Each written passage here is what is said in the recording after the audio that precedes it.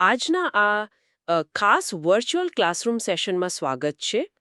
આજે આપણે ડિપ્લોમા એન્જિનિયરિંગના થર્મોડાયનેમિક્સ વિશેના એક અત્યંત મહત્વપૂર્ણ અને રસપ્રદ કોન્સેપ્ટના મૂળ સુધી જવાના છીએ. બિલકુલ, અને આ વિષય ખરેખર બહુ જ પ્રેક્ટિકલ છે.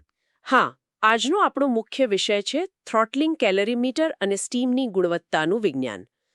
સ્લાઇડ એક પર નજર કરીએ તો આજે આપણે એ સમજવાનું છે કે ઔદ્યોગિક બોઇલરમાંથી નીકળતી જે ખૂબ જ સૂકી વરાળ હોય છે, જેને આપણે વેરી ડ્રાય સ્ટીમ કહીએ છીએ, તેની અંદર ખરેખર કેટલો ભેજ રહેલો છે તે કેવી રીતે માપવામાં આવે છે. સાચી વાત.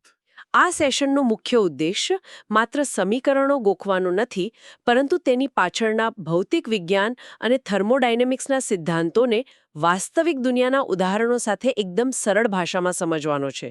ચાલો આને વિગતવાર સમજીએ. હા, આજના લેક્ચરનો હેતુ માત્ર પરીક્ષાના દાખલા ગણવા પૂરતો સીમિત નથી.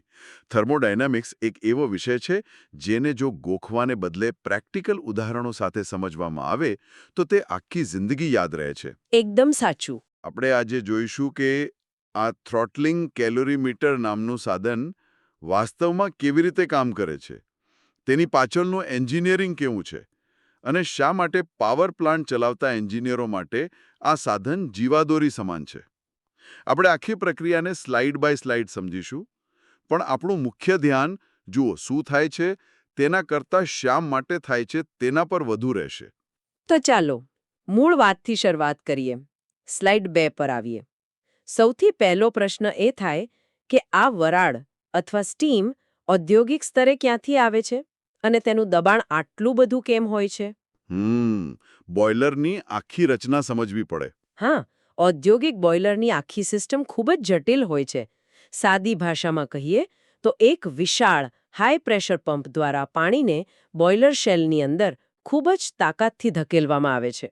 અને પંપનું દબાણ ઊંચું રાખવું જ પડે. બરાબર, કારણ કે બોઇલરની અંદર પહેલેથી જ ભયંકર દબાણ હોય છે.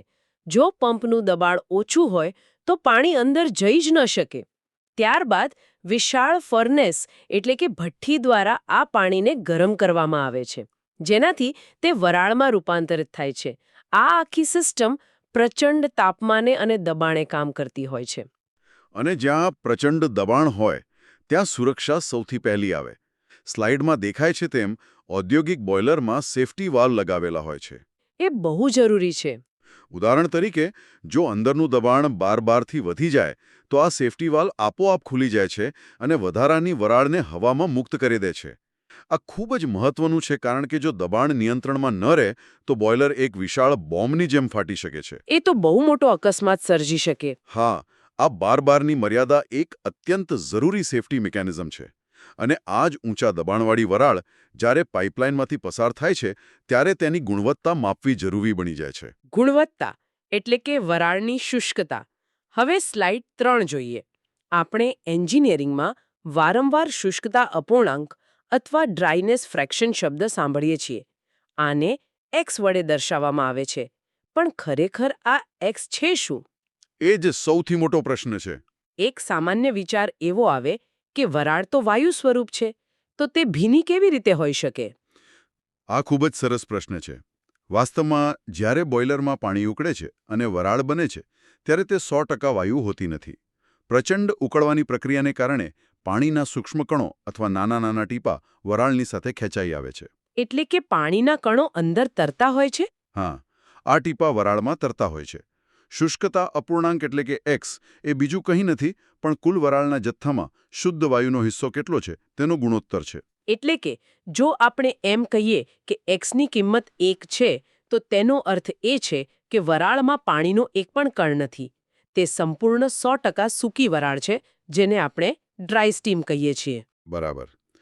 પરંતુ જો એક્સની કિંમત 1 કરતાં ઓછી હોય, દાખલા તરીકે 0.9 હોય, તો તેનો અર્થ એ થાય કે તેમાં 90% શુદ્ધ વરાળ છે અને 10% પાણીના કણો છે. આને ભીની વરાળ અથવા વેટ સ્ટીમ કહેવાય છે. એક્ઝેક્ટલી. અને અહીં એક એક્ઝામ અલર્ટ છે. અચ્છા, શું છે? પરીક્ષામાં વારંવાર પૂછાતું હોય છે કે આ ભીની વરાળની કુલ એન્થાલ્પી એટલે કે કુલ ઉર્જા કેવી રીતે શોધવી. અહીં જ મોટાભાગના વિદ્યાર્થીઓ ગણતરીમાં ગોથા ખાઈ જાય છે. ભીની વરાળની કુલ ઊર્જા શોધવા માટે આપણે બે વસ્તુઓનો સરવાળો કરવો પડે. એટલે કે પ્રવાહીની ઊર્જા અને વાયુની ઊર્જા. હા, સમીકરણની દ્રષ્ટિએ સમજીએ તો કુલ ઊર્જા બરાબર પ્રવાહીની એન્થાલ્પી વત્તા વાયુના ભાગની ગુપ્તોષ્મા એટલે કે HF વત્તા X ગુણ્યા HFG. જે ભાગ વરાળ બની ચૂક્યો છે માત્ર તેની જ ગુપ્તોષ્મા લેવાની. જો વરાળ 90% સૂકી હોય તો ગુપ્તોષ્માનો માત્ર 90% હિસ્સો જ ગણતરીમાં લેવાય. આ પાયાનો સિદ્ધાંત છે જેના પર આખું થ્રોટલિંગ કેલરીમીટર કામ કરે છે. તો હવે સ્લાઇડ 4 પર આવીએ અને આપણા મુખ્ય સાધન તરફ નજર કરીએ, થ્રોટલિંગ કેલરીમીટર. હા, આ બહુ જ અગત્યનું સાધન છે. આ એક એવું સાધન છે જેનો ઉપયોગ આ શુષ્કતા અપૂર્ણાંક એટલે કે X શોધવા માટે થાય છે. પણ અહીં એક શરત છે. આ સાધન માત્ર ખૂબ જ સૂકી વરાળ માટે જ વપરાય છે. અહીં એક બહુ મોટું એલર્ટ આપવા માંગુ છું. હા, ચોક્કસ. આ કોઈ નાની બાબત નથી. આ સાધનની એક બહુ મોટી મર્યાદા છે. આ સાધન માત્ર અને માત્ર ત્યારે જ સચોટ પરિણામ આપે છે જ્યારે વરાળમાં ભેજનું પ્રમાણ ખૂબ ઓછું હોય, જેને આપણે હાઈ ડ્રાયનેસ ફ્રેક્શન કહીએ છીએ. એટલે કે જ્યારે વરાળ લગભગ 95% કે 98% જેટલી સૂકી હોય. બિલકુલ. જો વરાળ બહુ જ ભીની હોય, એટલે કે તેમાં પાણીનું પ્રમાણ 10% કે 15% જેટલું હોય, તો આ થ્રોટલિંગ કેલરીમીટર કામ કરી શકતું નથી. શા માટે આવું થાય છે તે આપણે આખી પ્રક્રિયા સમજ્યા પછી જોઈશું. તો હવે પ્રશ્ન એ થાય કે આખી પ્રક્રિયાને માપવી કઈ રીતે? સ્લાઇડ 5 પર આ સાધનની રચના આપેલી છે. તેની રચના ખૂબ જ રસપ્રદ છે. તેમાં મુખ્યત્વે 5 ભાગો હોય છે. આકૃતિમાં સ્પષ્ટ જોઈ શકાય છે. હા, સૌથી પહેલા છે સેમ્પલિંગ ટ્યુબ, જે મુખ્ય પાઇપમાંથી વરાળનો નમૂનો લેવાનું કામ કરે છે. ત્યારબાદ છે થ્રોટલિંગ વાલ્વ અથવા ઓરિફિસ. આ એ જગ્યા છે જ્યાં વરાળનું દબાણ ઘટાડવામાં આવે છે. પછી તાપમાન માપવા માટેનું સાધન આવે. બરાબર. પછી છે થર્મોમીટર, જે વરાળનું તાપમાન માપે છે. આ સિવાય એક ચેમ્બર હોય છે જેમાં 2 ભાગ હોય છે, ઇનર ચેમ્બર અને આઉટર ચેમ્બર. અને છેલ્લે એક મેનોમીટર લગાવેલું હોય છે જે થ્રોટલિંગ પછીનું દબાણ એટલે કે P2 માપવા માટે વપરાય છે. હવે સ્લાઇડ 6 જુઓ. આ બધા ભાગોમાં સૌથી સ્માર્ટ ડિઝાઇન જો કોઈની હોય તો તે છે સેમ્પલિંગ ટ્યુબની. જો આ ટ્યુબને ધ્યાનથી જોઈએ તો તે કોઈ સામાન્ય સીધી પાઇપ નથી. હા, મને પણ એ જ પ્રશ્ન થતો હતો. આ સેમ્પલિંગ ટ્યુબમાં નાના નાના છિદ્રો કે કાણા કે માપેલા હોય છે. શું મુખ્ય પાઇપની વચ્ચેથી એક સીધી નળી નાખીને નમૂનો લેવો પૂરતો નથી? આ છિદ્રોનું કામ શું છે? આજ તો એન્જિનિયરિંગની કમાલ છે. મુખ્ય પાઇપમાં વહેતી વરાળ બધી જગ્યાએ એકસરખી નથી હોતી. પાઇપની દિવાલ પાસે ઘર્ષણ અને તાપમાનના તફાવતને કારણે વરાળમાં ભેજ વધારે હોઈ શકે છે. અને પાઇપની બરાબર વચ્ચેના ભાગમાં વરાળ એકદમ સૂકી હોઈ શકે. એકદમ સાચું. જો આપણે માત્ર એક જ જગ્યાએથી નમૂનો લઈએ તો આપણને ક્યારેય સાચો આઈડિયા ન આવે. તેથી પાઇપના જુદા જુદા સ્તરોમાંથી વરાળનો એક પ્રતિનિધિ નમૂનો એટલે કે રેપ્રેઝેન્ટેટિવ સેમ્પલ મેળવવા માટે આખી પાઇપના વ્યાસ જેટલી લાંબી છિદ્રોવાળી ટ્યુબનો ઉપયોગ થાય છે. એટલે આ છિદ્રોમાંથી વરાળ અંદર પ્રવેશે છે અને મિક્સ થાય છે. હા, જેથી આપણને આખી પાઇપની વરાળનું સરેરાશ અને સાચું સેમ્પલ મળે. વાહ! એટલે કે આપણે ખાતરી કરી શકીએ છીએ કે જે સેમ્પલ લીધું છે તે સાચે જ આખી પાઇપની વરાળનું યોગ્ય પ્રતિનિધિત્વ કરે છે. હવે આપણે સ્લાઇડ 7 પર જઈએ અને આખી પ્રક્રિયાના 3 મહત્વના સ્ટેપ સમજીએ. સ્ટેપ 1 છે નમૂનો લેવો. બરાબર. મુખ્ય પાઇપમાંથી વરાળ આ છિદ્રોવાળી સેમ્પલિંગ ટ્યુબમાં પ્રવેશે છે. આ સમયે વરાળનું દબાણ ખૂબ જ ઊંચું હોય છે, જેને આપણે પ્રારંભિક દબાણ એટલે કે P1 કહીશું. આ વરાળ હજુ ભીની અવસ્થામાં છે. અને અહીં બીજી એક એક્ઝામ એલર્ટ છે. આ શરૂઆતનું ઊંચું દબાણ P1 મુખ્ય પાઇપ પર લાગેલા પ્રેશર ગેજ દ્વારા માપવામાં આવે છે. આ ખાસ યાદ રાખવાનું છે. આ તો થઈ પ્રારંભિક અવસ્થા. પરંતુ સ્લાઇડ 8 પર જોઈએ તો અસલી જાદુ સ્ટેપ 2માં થાય છે, જેને થ્રોટલિંગ પ્રક્રિયા કહેવાય છે. અહીં આશ્ચર્યજનક બાબત એ છે કે સેમ્પલિંગ ટ્યુબમાંથી આવેલી આ ઊંચા દબાણવાળી વરાળ હવે એક નાનકડા છિદ્ર જેને ઓરિફિસ કહેવાય છે તેમાંથી પસાર થાય છે. જરા કલ્પના કરો કે 10 કે 12 બાર જેટલા પ્રચંડ દબાણવાળી વરાણ જ્યારે એક સોયના કાણા જેવડા છિદ્રમાંથી અચાનક બહાર નીકળે ત્યારે શું થાય? દબાણમાં અચાનક અને બહુ મોટો ઘટાડો થાય. P1 થી ઘટીને સીધું P2. બિલકુલ. દબાણ ઘટીને લગભગ વાતાવરણના દબાણની નજીક પહોંચી જાય છે. પણ આખી પ્રક્રિયાની સૌથી અગત્યની શરત એ છે કે આ પ્રક્રિયા આઇસેન્થેલ્પિક છે. આઇસોન્થેલ્પિક એટલે કે ઊર્જા સમાન રહે છે. પણ દબાણ આટલું બધું ઘટી જાય તો ઊર્જા કેવી રીતે અચળ રહી શકે? આ સમજવા જેવું છે. જ્યારે વરાળ ઓરિફિસમાંથી પસાર થાય છે ત્યારે તે કોઈ ટર્બાઇનને ફેરવતી નથી, એટલે કે તે કોઈ કાર્ય કરતી નથી. હા, વર્કડન શૂન્ય છે. વળી આ આખી સિસ્ટમ બહારથી ઇન્સ્યુલેટેડ હોય છે, એટલે કે ગરમી બહાર ફેંકાતી નથી. જો કોઈ કાર્ય થતું ન હોય અને ગરમી બહાર જતી ન હોય તો ઊર્જા સંરક્ષણના નિયમ મુજબ પ્રક્રિયા પહેલાંની કુલ ઊર્જા અને પ્રક્રિયા પછીની કુલ ઊર્જા સમાન જ રહે છે. એટલે કે H1 બરાબર H2. દબાણ ચોક્કસ ઘટે છે પણ વરાળની કુલ એન્થાલ્પી અચળ રહે છે. આ બહુ જ રસપ્રદ છે. અને આ જ અચળ ઊર્જા સ્લાઇડ 9 મુજબ સ્ટેપ 3માં એક અદ્ભુત ઘટના સર્જે છે.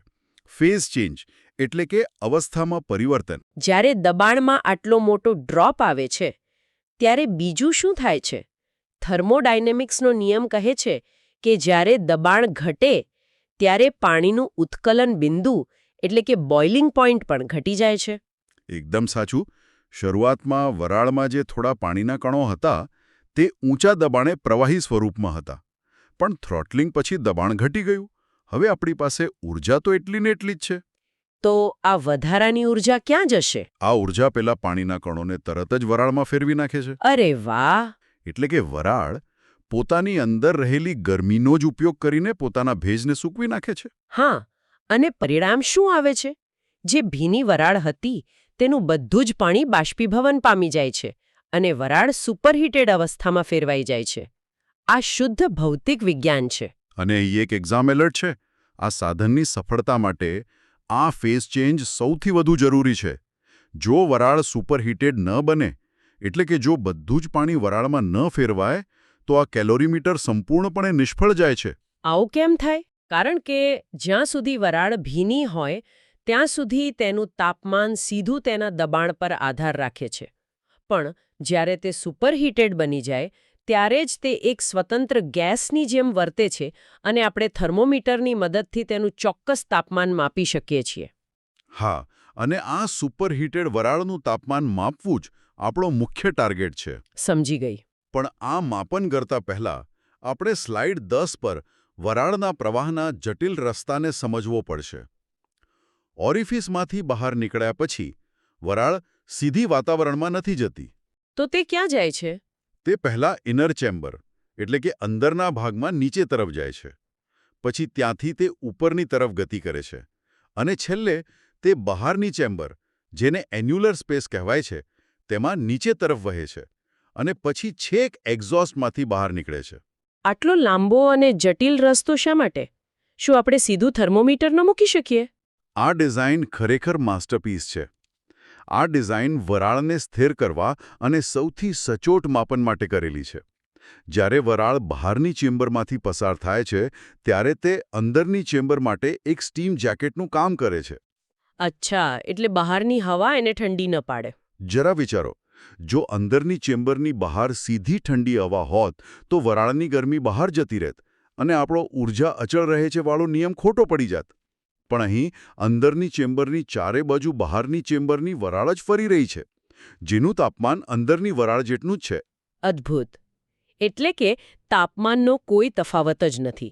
અને જ્યાં તાપમાનનો તફાવત ન હોય ત્યાં ગરમીની આપ-લે શૂન્ય થઈ જાય. આ એક પરફેક્ટ ઇન્સ્યુલેશન છે. બિલકુલ.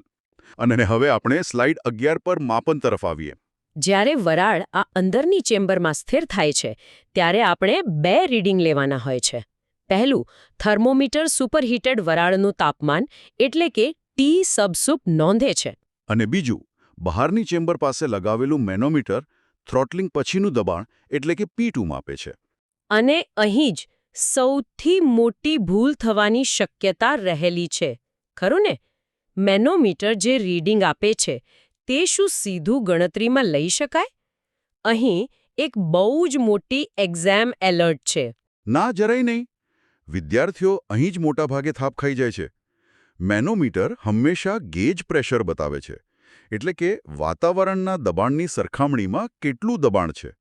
પણ થર્મોડાયનેમિક્સની કોઈપણ ગણતરીમાં અને સ્ટીમ ટેબલ જોતી વખતે આપણે હંમેશા નિરપેક્ષ દબાણ એટલે કે એબ્સોલ્યુટ પ્રેશરનો ઉપયોગ કરવો પડે. એટલે કે સાચું દબાણ P2 મેળવવા માટે મેનોમીટરના રીડિંગમાં આપણે આજુબાજુના વાતાવરણનું દબાણ ઉમેરવું જ પડે.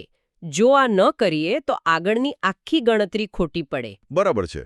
હવે જ્યારે આપણી પાસે બધા જ રીડિંગ આવી ગયા છે, પ્રારંભિક દબાણ, અંતિમ દબાણ અને સુપરહીટેડ તાપમાન, તો આપણે સ્લાઇડ બાર પર ગણતરીના તબક્કા પર આવીએ.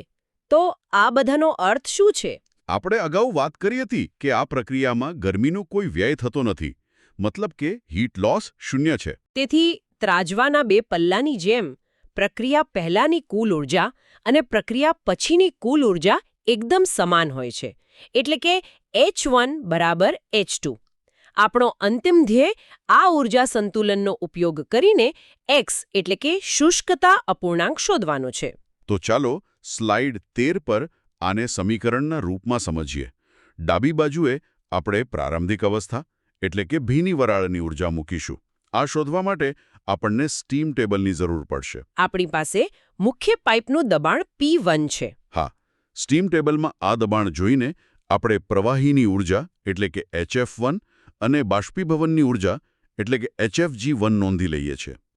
તો ડાબી બાજુ થશે HF1 વત્તા X ગુણ્યા HFG1. આમાં આપણો અજ્ઞાત X છુપાયેલો છે. અને જમણી બાજુએ પ્રક્રિયા પછીની અવસ્થા છે, જે સ્લાઇડ 14 પર જોઈ શકાય છે. અહીં વરાળ સુપરહીટેડ બની ગઈ છે. સુપરહીટેડ વરાળની ઉર્જા શોધવી થોડી અલગ છે. તેમાં આપણે પહેલા તે દબાણે રહેલી સૂકી વરાળની ઉર્જા લઈએ છીએ. બરાબર, જેને Hg2 કહેવાય. અને પછી તેમાં સુપરહીટિંગને કારણે ઉમેરાયેલી વધારાની ઉર્જા ઉમેરીએ છીએ. આ વધારાની ઉર્જા શોધવા માટે આપણે વરાળની વિશિષ્ટ ઉષ્મા એટલે કે CPનો ઉપયોગ કરીએ છીએ, જે આશરે 2.1 કિલોજૂલ પ્રતિ કિલોગ્રામ કેલ્વિન જેટલી હોય છે. અને તેનો ગુણાકાર આપણે તાપમાનના તફાવત સાથે કરીએ છીએ. એટલે કે થર્મોમીટરે બતાવેલું તાપમાન માઇનસ સ્ટીમ ટેબલ મુજબનું સેચ્યુરેશન તાપમાન. છેલ્લે બંને બાજુઓને સરખાવીને બનતું અંતિમ મોટું સૂત્ર સ્લાઇડમાં આપેલું છે. આ આખી ગણતરી એકદમ તાર્કિક છે. જો કોન્સેપ્ટ ક્લિયર હોય તો કોઈ સૂત્ર ગોખવાની જરૂર પડતી નથી. સ્લાઇડ 15 પર આખી પ્રક્રિયાનો સારાંશ આપેલો છે. જો આપણે આને યાદ રાખવું હોય તો માત્ર 4 સ્ટેપ કાફી છે: સેમ્પલ, થ્રોટલ, મેઝર અને કેલ્ક્યુલેટ. પહેલા છિદ્રોવાળી ટ્યુબથી સરેરાશ નમૂનો લો, પછી ઓરિફિસમાંથી પસાર કરીને થ્રોટલિંગ કરો. જ્યાં ઉર્જા અચળ રહે અને વરાળ સુપરહીટેડ બને. પછી દબાણ અને તાપમાન માપો અને છેલ્લે ઉર્જા સંતુલનના સિદ્ધાંતથી ગણતરી કરો. આટલું સરસ અને સરળ સાધન હોવા છતાં આપણે શરૂઆતમાં એક વાત કરી હતી કે આ સાધનની એક મોટી મર્યાદા છે. જો આપણે આને મોટા ચિત્ર સાથે જોડીએ તો આપણે વાત કરી હતી કે જો વરાળ બહુ જ ભીની હોય તો આ સાધન નિષ્ફળ જાય છે. પણ આવું શા માટે થાય છે તે હવે એકદમ સ્પષ્ટ થઈ ગયું છે. બિલકુલ. થ્રોટલિંગ પ્રક્રિયામાં વરાળનું દબાણ ઘટવાથી જે વધારાની ઉર્જા છૂટી પડે છે તે ઉર્જા વરાળમાં રહેલા ભેજને સૂકવવાનું કામ કરે છે. પણ વિચારો કે જો મુખ્ય પાઇપમાં આવતી વરાળમાં પાણીનું પ્રમાણ બહુ જ વધારે હોય, એટલે કે 15% કે 20% જેટલું પાણી હોય, તો શું થશે? તો દબાણ ઘટાડવા છતાં પણ સિસ્ટમ પાસે એટલી ઉર્જા નહીં હોય કે તે બધું જ પાણી વરાળમાં ફેરવી શકે. એક્ઝેક્ટલી. થોડું પાણી સુકાશે પણ વરાળ સંપૂર્ણપણે સૂકી નહીં થાય અને પરિણામે તે સુપરહીટેડ અવસ્થામાં ક્યારેય નહીં પહોંચે. અને જો વરાળ સુપરહીટેડ ન થાય તો આપણે થર્મોમીટરથી તેનું સાચું તાપમાન માપી ન શકીએ અને આખી ગણતરી પડી ભાંગે છે. માટે જ કામ કરે છે. અને અહીં એક છેલ્લી એક્ઝામ એલર્ટ છે. 100% સચોટ પરિણામ માટે ખાસ કરીને જ્યારે વરાળ ભીની હોય ત્યારે સંયુક્ત એટલે કે કમ્બાઇન્ડ કેલરીમીટર શ્રેષ્ઠ છે. વાસ્તવિક જીવનમાં ખાસ કરીને મોટા પાવર પ્લાન્ટ્સ અને મેન્યુફેક્ચરિંગ યુનિટ્સમાં આ માહિતી જાણવી અત્યંત મહત્વની છે. આ બધું માત્ર પરીક્ષા પાસ કરવા માટે નથી. પાવર પ્લાન્ટમાં ટર્બાઇન ચલાવવા માટે જે સ્ટીમ વપરાય છે તેની ગતિ અને દબાણ પ્રચંડ હોય છે. બહુ જ પ્રચંડ. જો આ સ્ટીમમાં પાણીના સૂક્ષ્મ કણો પણ રહી ગયા હોય તો તે બુલેટની સ્પીડે ટર્બાઇનની બ્લેડ સાથે અથડાય છે, હા, અને તેને વોટર હેમરિંગ અથવા બ્લેડ ઇરોઝન કહેવાય છે. જે નુકસાનકારક છે. બહુ મોટું નુકસાન કરે. સમય જતાં આ પાણીના કણો ટર્બાઇનની બ્લેડ્સને કાટ લગાડી શકે છે, તેને ખરાબ રીતે નુકસાન પહોંચાડી શકે છે અને આખું ટર્બાઇન ફેલ થઈ શકે છે. લાખો કરોડો રૂપિયાનું નુકસાન થઈ શકે. તેથી આ વરાળની ગુણવત્તા એટલે કે તેનું ડ્રાયનેસ ફ્રેક્શન સતત માપતા રહેવું એ માત્ર કોઈ ચોપડીનો સિદ્ધાંત નથી, પણ ઇન્ડસ્ટ્રીની બહુ મોટી અને રોજિંદી જરૂરિયાત છે મશીનોને બગડતા બચાવવા માટે.